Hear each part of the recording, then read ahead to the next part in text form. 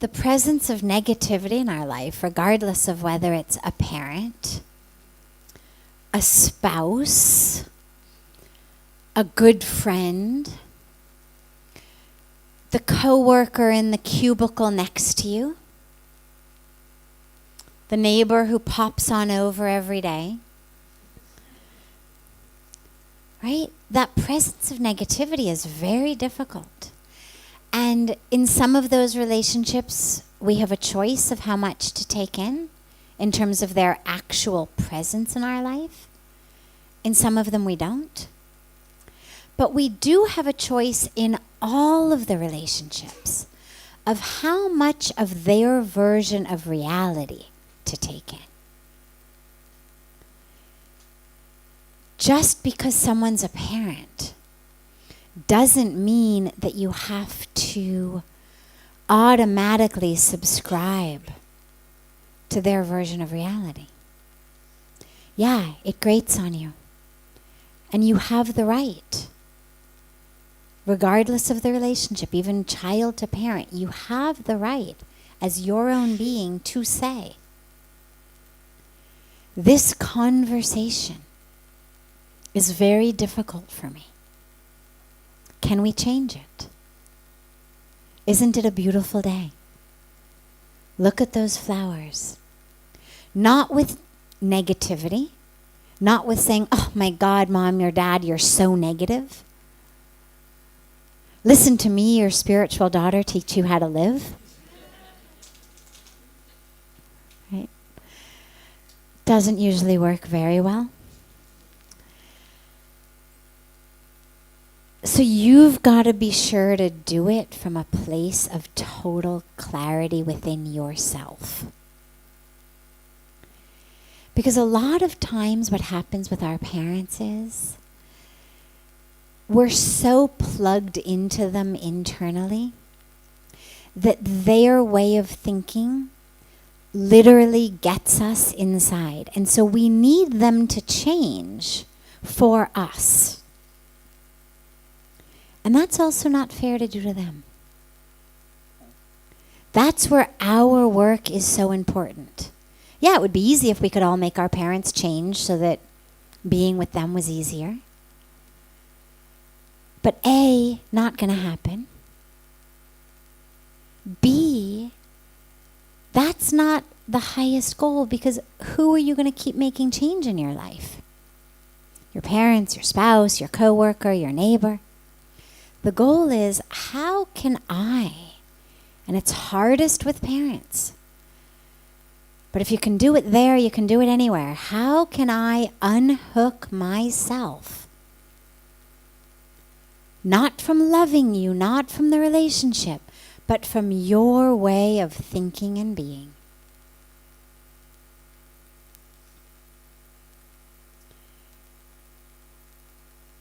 Anytime you think you've really hit enlightenment, go spend a week in your parents' house.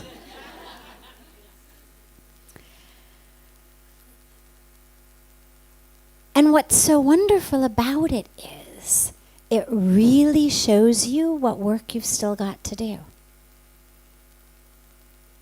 You know, if you've ever had a filling in your tooth, I had chipped a tooth and had to get a filling crown put in there last summer.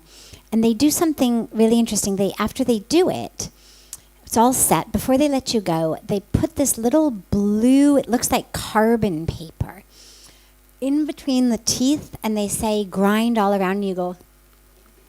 And then they pull it out, and then they look, and then they file a little more, and then they make you grind again, and what that paper is doing is staining your teeth in the place where, when you bite down, the bite isn't right. And so they know, they have to, file it down a little more. Spending a week at your parents' house is like that for your sadhana. You want to see where those spots are? It's literally like that blue paper. Okay, I guess I still have some issues around this because, oh my God, that just pushed my buttons so much that, even though I don't drink, I find myself headed to the nearest pub. Whatever it may be. I don't smoke, but I really need a cigarette.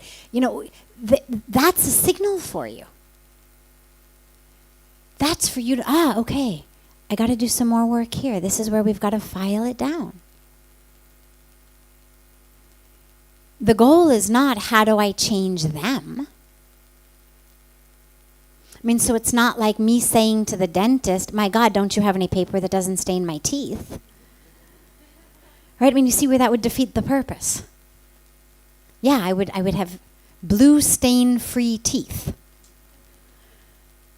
But I would walk out with a bite that ultimately would end up causing a lot more problems in my jaw, in my muscles, all the way down into my neck and back. So those blue stains are for me to know, okay, this is the work. So you use them. Use them. Let your parents be, for God's sakes. If they change at this time of their life, great for them. But most of us are at an age where they've really already done a lot for us. Our moms carried us for 9 months. They fed us. They cleaned our poop for a long time. Regardless of everything else that they did, they've really done a lot for us. Most of our parents put us through school. Most of us had warm clothes in the winter time. They've done a lot. And it's now a time in our life to say, okay, I don't need to come back to you with, now I need you to change the very nature of who you are. When we were a kid, it was like, oh, Mom, no, I don't want the peanut butter on the toast. I wanted butter on my toast. Mom, make me a different piece of toast. Mom, make me a different sandwich. No, I don't want to eat spinach. Well, you've gone beyond that now. Let them be. Stop with, you've got to change this, do this differently. Unhook yourself from that. Because as long as you're hooked in, you're still where he was coming from.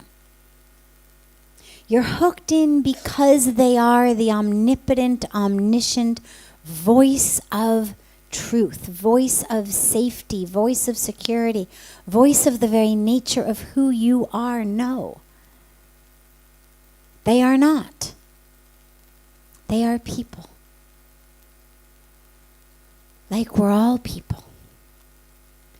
And they're doing their best, like we're all doing our best. And if you can just really recognize they're not the all-knowing, all-powerful, all that what they say has to go into every cell of your being. Okay, they're negative, fine. Let them be negative. Doesn't mean you have to be negative.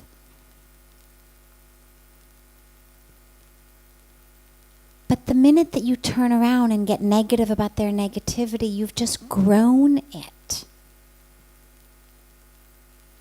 You've just grown it. I can't tell you how many conversations I had with my mom in my early years of spiritual practice of saying, Mom, just calm down. I am calm. What do you mean? Well, that didn't work very well. And then you think, well, all right, where did that get us? Who was that beneficial for? No one. And so you learn to move through it in a different way. Don't tell me to be calm. Okay. And then you have to look at yourself. What's my attachment to telling her to calm down? Why do I need her to calm down? If not calming down is fine for her, why is it bothering me? Why does it bother me? Why am I so troubled by it that I need her to change how she's being?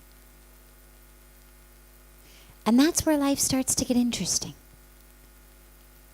When you start looking at yourself. Why does it bother me so much? Why does it trigger me so much? Why does it plug into me so much? And that's the opportunity that we have to grow. So use them. Use it to grow.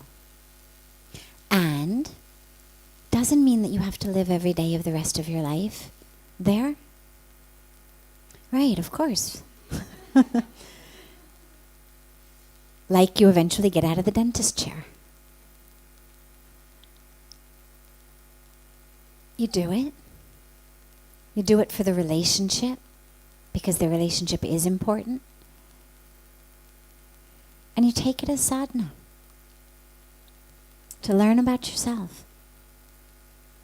to learn how to love without needing people to be a certain way for us to love them. And then here's the bottom line of that. That's what changes them. That's what changes them. Now, you can't do it to change them. Come on, I've been so good and loving. Like, why haven't you changed yet? Sadhviji said you would change if I would just be, good and loving. No. But when you are, it actually changes them. Because what it does is it creates space for them. Nobody wants to be negative. Nobody thinks it's really fun to be cranky and grumpy and negative, criticizing. It's nobody's idea of a good time. Nobody wants to fight with their children or their spouses. Nobody wakes up and says, my God, today's a really boring day, I know. I'm gonna pick a fight with my kid. I know just how to push her buttons. It'll be really fun. Who needs TV? Nobody thinks like that.